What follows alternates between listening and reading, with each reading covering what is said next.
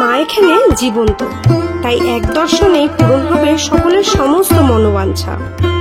শুধু এই নয়, 51 শক্তিপীঠের পূর্ণ লাভ হবে মা শ্যামা সুন্দরীর দর্শনে। প্রতি রাতেই মায়ের নুপুরের আওয়াজ অনুভব করা যায় মন্দির চত্বরে। এছাড়াও মায়ের স্বপ্নাদেশ পেয়ে দূর দূরান্ত থেকে ছুটে আসে অনেক ভক্তেরা।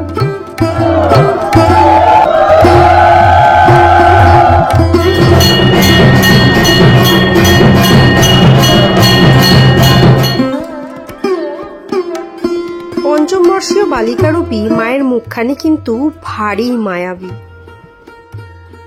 বলবো মায়ের মন্দিরে আসুন। আমি একটা জিনিস জানি, মা এখানে আছে। একবার মাকে মা বলে ডেকে যান, মা তুমি ছাড়া আমার কেউ নেই, মা দয়া করো। মা শুধু এই কথাটাই শুনতে চায়।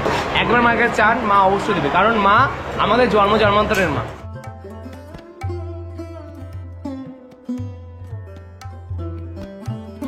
বারবার বারবার মা আমার বাড়িতে যায়।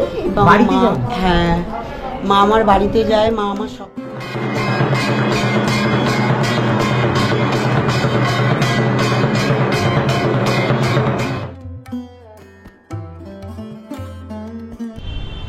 ভিডিওর ইন্ট্রো দেখে কিন্তু তোমরা সকলেই বুঝতে পেরেছো যে আজ আমরা কোথায় এসেছি।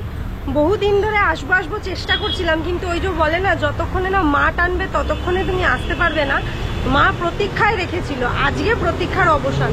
এই মুহূর্তে যেখানে দাঁড়িয়ে রয়েছি দেখতেই পাচ্ছ, কলকাতার জীবন্ত মা শ্যামা সুন্দরী মন্দিরের একদম গলির সামনে আমরা দাঁড়িয়ে রয়েছি। আমরা মন্দিরে প্রবেশ করব, তবে মন্দিরে প্রবেশ করার আগে তোমাদেরকে খুব সুন্দরভাবে রাস্তাটা বুঝিয়ে দেবো, যাতে যে কোনো মানুষ চোখ বন্ধ করে চলে আসতে পারে।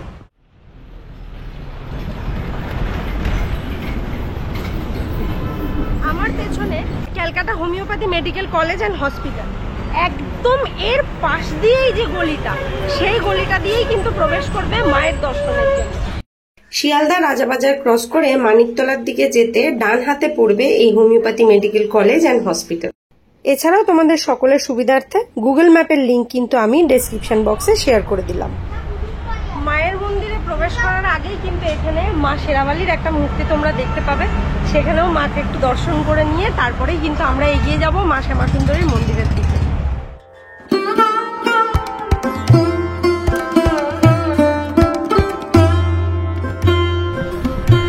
তো যাই হোক, আমরা দুজন সঙ্গী পেয়ে গেছি। ওরা কিন্তু সুন্দর করে চিনিয়ে আমাদেরকে নিয়ে যাবে। টাটা কর, টাটা কর। ওরা আমাদেরকে চিনিয়ে নিয়ে যাবে মন্দির অবধি। সাইড দিয়ে সব বাবা।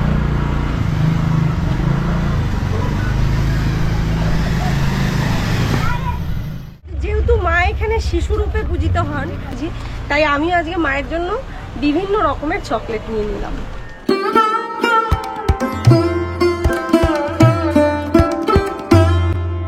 মায়ের পুজোর জন্য ক্যাডবেরি, মিষ্টি ফল যাই নাও না কেন, চাল কলাটা নিতে কিন্তু ভুলো না।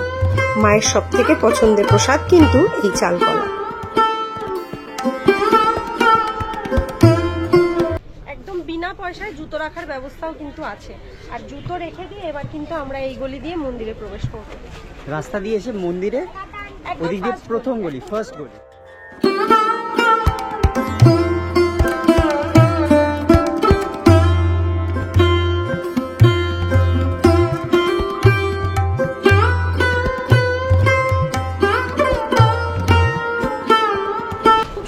সিস্টেমে পুজো ঢুকেই কিন্তু প্রথমেই ডান দিকে একটা গেটে একজন দিদি বসে আছেন। সমস্ত পুজো কিন্তু ওনার হাতে জমা দিলে এই পুজোগুলো কিন্তু মায়ের চরণে গিয়ে পড়বে।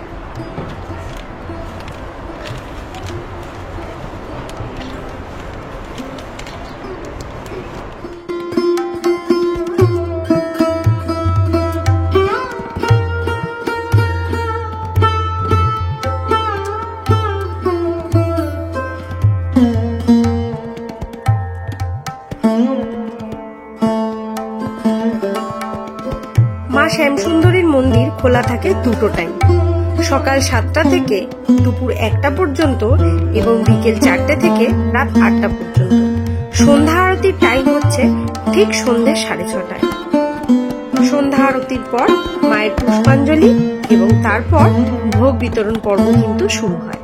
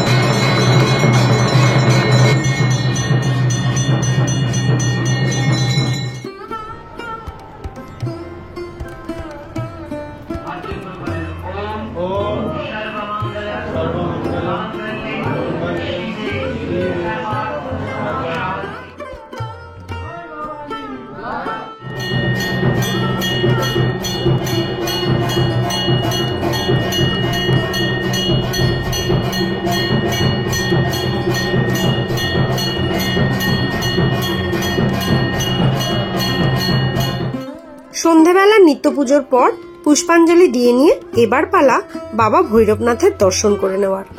মায়ের দর্শনের পর বাবার দর্শন না করলে মা নাকি মনক্ষুণ্ণ হন, সেই কারণে মন্দির কর্তৃপক্ষ খুব সুন্দরভাবে বেরোনোর পথটা করেছেন বাবা ভৈরবনাথের দর্শনের পরেই। প্রাত্যহিক পুজো করেন যিনি, যে ঠাকুরমশাই, সেই ঠাকুরমশাইকে কিন্তু এখন আমরা এই মুহূর্তে আমাদের সঙ্গে পেয়েছি। অনেক যুদ্ধ, অনেক পরিশ্রম, প্রচুর লোকের ভিড়, সমস্ত কিছু এড়িয়ে এখন উনি একটু এসে বসেছেন। আর এই মুহূর্তে আমরা ওনার কাছ থেকে একটু জেনে নেবো যে কেন এখানকার মা জাগ্রত, এমন কি বিশেষত্ব আছে, অথবা ওনারা কি চাক্ষুষ পেয়েছেন যেখান থেকে এই জাগ্রত মা, একটু জেনে নেব। নমস্কার, জয় মা শ্যাম সুন্দরী। মাকে কলকাতার জীবন্ত কালী বলা হয়, এই শুনে এই সকল ভক্তের আশা। এর প্রথম কারণে কিন্তু ভক্তরা, মায়ের কাছে ভক্তরা যা মনের বাসনা করে যায়, মা তাদের সব মনের বাসনাই পূর্ণ করে। আর দ্বিতীয়তম, মায়ের একটা ঘটনা ঘটেছিল, মা চাল কলা চেয়েছিলেন, তাই এখানে সকল ভক্তই চাল কলা দিয়ে পুজো দেয়। মায়ের পুরোহিত মহলের পুণ্যলগ্নে মায়ের জন্য বাজার করতে যান। এবার বাজার করতে গিয়ে দেখছেন একটা ছোট্ট বাচ্চা মেয়ে পুরো মা কালীর মতো সে যে ভিক্ষা চাইছে। ভিক্ষা চাইতে আর কি আবদার, সবার কাছেও ভিক্ষা চেয়ে বলছে কিছু টাকা দাও না, আমি চাল কলা কিনে খাবো। ইতিমতনও সবার কাছে এই কথা বলে ভিক্ষা চাইছে। আমাদের যিনি পুরোহিত ছিলেন তার কাছেও এই কথা বলে ভিক্ষা চায়। পুরোহিত তখন তাকে ধাক্কা মেরে ফেলে দেয়, ফেলে দিয়ে বলে যা কাজ করে গিয়ে খা। বাচ্চা মেয়েটাও তখন বলে আমি যদি কাজই পেতাম তো তোর কাছে ভিক্ষা চাইতে আসতাম।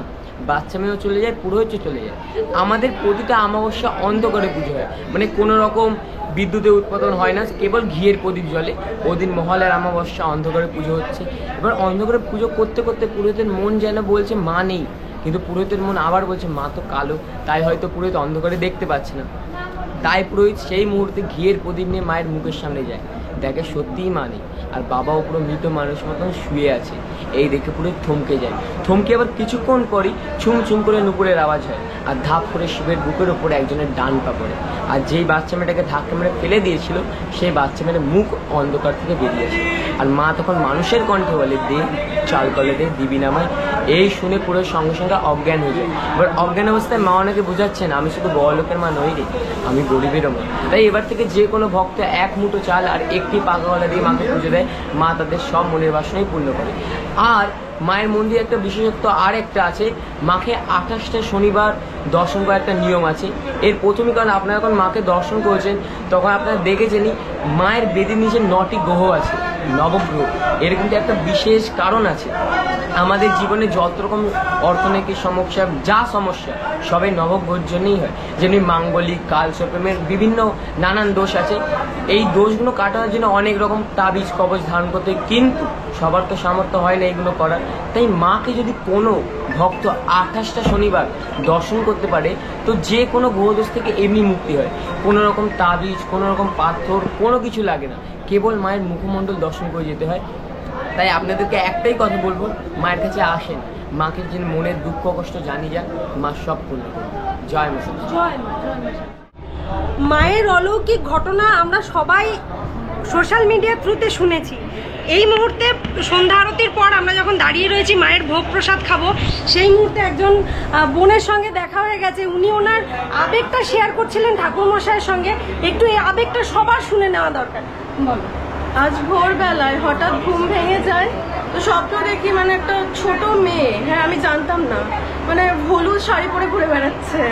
তো ভোরবেলা দেখলাম যে ঘুম থেকে উঠে গেছি, দিয়ে আমি ফোন টোন খুলেছি, দিয়ে আমি ফেসবুক ঘাটলাম, হ্যাঁ একটুখানি, দিয়ে দেখছি ওখানে এই মানে এরকমই একটা ঠাকুর একদম দেখতে।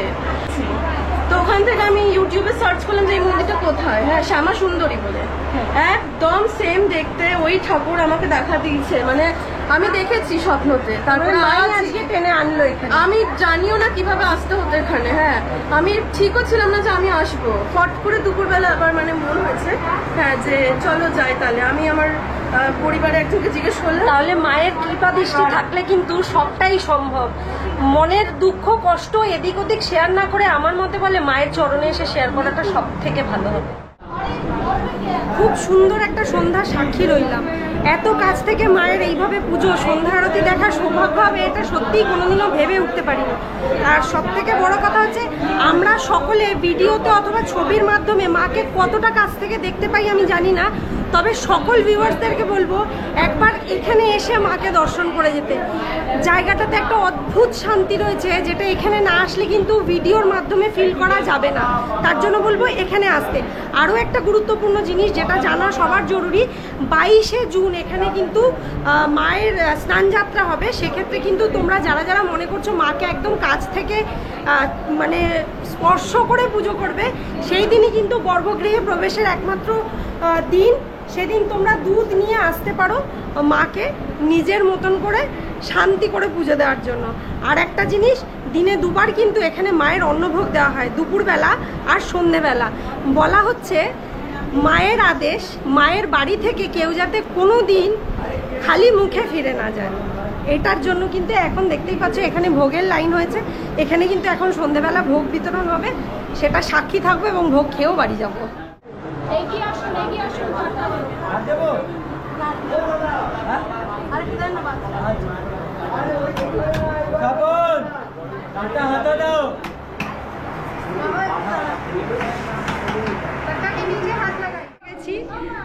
মানে এখানে না আসলে এটা তোমরা কিন্তু কেউ ফিলই করতে পারবে না যে জায়গাটায় কি জাদু আছে অথবা কি মাহাত্ম্য আছে।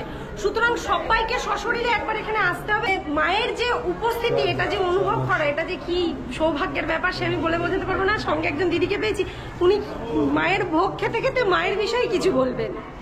অবশ্যই আজকে আমি নিজেকে মানে ধন্য বলে মনে করছি যে এই মুহূর্তে মায়ের কাছে দাঁড়িয়ে মায়ের হাতে ভোগ, মায়ের ভোগ নিয়ে আমি খাচ্ছি এবং মায়ের কথাই বলছি যে কালকে আমি ভিডিওগুলো দেখি, ইনস্টাতেও দেখি, এফবিতেও দেখি, কিন্তু ভেবে ভেবে ভাবছি শুধু। হঠাৎই কালকে ভেবেই মা যে ডেকে ফেলেছেন আমাকে, আর আমি যে মায়ের চরণে চলে আসতে পেরেছি, আমার সমস্ত ভালো লাগা, দুঃখ, আমার যন্ত্রণা সব মায়ের চরণে নিবেদন করেছি। এবং আমি লিটারালি মাকে দেখে আর নিজেকে কন্ট্রোল করতে পারিনি, কন্টিনিউ শুধু কেঁদেছি কিছুক্ষণ। আমি কিছুদিন আগে আমার নিজের মাও মারা গেছেন, তো আমি ইমোশনটাকে কন্ট্রোল করতে পারিনি। সরি, বাট আমার ভীষণ ভালো লেগেছে, ভীষণ। রিয়েলি আবারও আসবো, মা ডাকবেন যখন আবারও আসবো। ধন্যবাদ, আপনারা সবাই আসুন, সবাই আসুন। আমরা আসছি, ওনারা বিরক্ত বোধ করছেন না, খুব ভালো ব্যবহার। সত্যি কথা, আমি কালকে রাত্রি ভিডিও দেখছি, আপনাদের একটা পডকাস্ট দেখলাম, আজকে দুপুর 1টার সময় ডিসাইড করলাম যাবো, তো বেরিয়ে চলে এলাম। আমি এসছি বাড়িপুর থেকে, তো এসে বুঝতে পারলাম যে কেন মার টানে সবাই আসে। সত্যি কথা, সবাই আসুন, এলে না এলে বুঝতে পারবেন না, ভিডিওতে আর কি বলবো, সবাইকে আসা। এগুলো তো অনুভব করার জিনিস, এগুলো ভিডিও ক্যামেরার সামনে তো আর মানে আমার অনুভূতিটা আমি বলতে পারি কিন্তু বোঝাতে পারবো না, সেটার জন্য আপনাকে অবশ্যই উপস্থিত হতে হবে একবার। তো সবাই মিলে আসুন, এসে মাকে দেখে যান যে মা সত্যি এখানে আছে। এখন কিন্তু আমি আমার পাশে পেয়ে গেছি কৃষ্ণেন্দু দাকে। কৃষ্ণেন্দু মানে মন্দিরের সাথে অঙ্গাঙ্গিকভাবে জড়িত, ঠিক আছে, তাকে পেয়ে গেছি। শুনে নেবো তার মুখে কিছু কথা। জয় মা শ্যামসুন্দরী, সবাইকে বলবো মায়ের মন্দিরে আসুন। আমি একটা জিনিস জানি, মা এখানে আছে। আপনারা যারা একবারও এসছেন তারা জানেন যে বারবার আসতে ইচ্ছা হয় শুধু মাকে দেখার জন্য। মাই শুধু দেয়, কোনো তাবিজ কবজ পাথর কিছু লাগে না, শুধু মায়ের কাছে চাইতে পারেন, মা দিতে পারেন। একবার মাকে মা বলে ডেকে যান, মা তুমি ছাড়া আমার কেউ নেই, মা দয়া করো। মা শুধু এই কথাটাই শুনতে চায়। একবার মায়ের কাছে চান, মা অবশ্যই দেবে, কারণ মা আমাদের জন্মান্তরের মা। মাকে একবার দর্শন করলে 51 সতীপীঠে ফল প্রাপ্তি হয়, এবং মাকে 28টা শনিবার দর্শন করলে সমস্ত গ্রহদোষ কেটে যায়। তাই মায়ের কাছে সবাই আসুন, আপনার নিজের বাড়ি, মায়ের বাড়ি, শ্যামসুন্দরী মায়ের বাড়ি। জয় মা শ্যামসুন্দরী। আর সবাইকে বলি, পেট ভরে সবাই প্রসাদ খাবেন। প্রত্যেকটা দিন দুবেলা অন্ন প্রসাদ ফ্রিতে দেওয়া হয়, এটাও মায়ের আদেশে। দেখুন সবাই প্রসাদ পাচ্ছে, মায়ের ভোগ প্রসাদ।